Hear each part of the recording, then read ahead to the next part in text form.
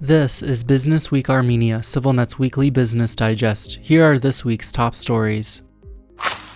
Major mines across Armenia are pushing forward with plans to open and expand, even as the mining sector, which plays a key role in the country's economy, contracted overall in the first half of this year. Last week, Prime Minister Nikol Pashinyan said the Russian company that operates the Agarak copper molybdenum mine in southern Armenia plans to invest about $15 million in the next 2 years to modernize the facilities. He did not elaborate. In addition to Agarak, GeoPro Mining operates Sotk, Armenia's largest gold mine, and the Zangezur copper molybdenum combine, the country's largest mining enterprise and one of the world's leading molybdenum producers. Earlier this summer, GeoPro Mining indicated it was considering building a copper smelter in Armenia as well, with a feasibility study already underway.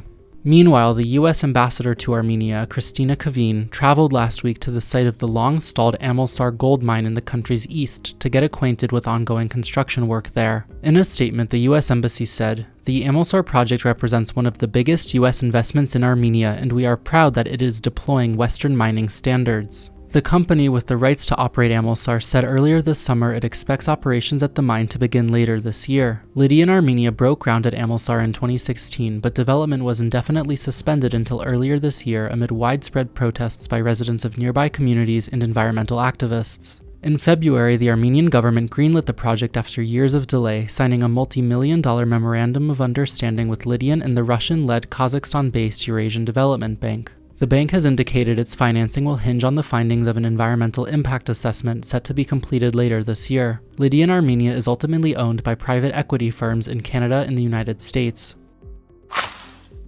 That all comes despite the fact that mining production in Armenia dropped significantly in the first half of this year. Figures from Armenia's state-run statistical committee show a more than 7% decrease in the production of metal ores and ore concentrates from January to June. Experts told Armenian news agencies they believed the substantial drop in production could be attributed to significant decreases in global metal prices this year, as well as the continued strength of Armenia's dram currency, which appreciated sharply last year after Russia's full-scale invasion of Ukraine.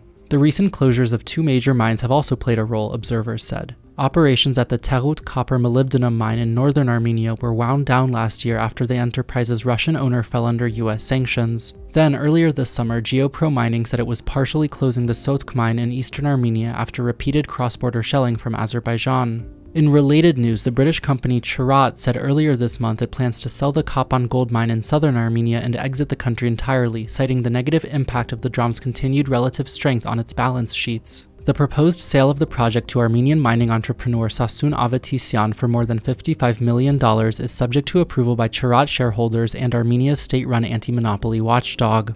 Armenia enjoys substantial deposits of copper, gold, and molybdenum, and despite this year's contraction, the mining industry remains one of the country's biggest sources of employment and government revenue.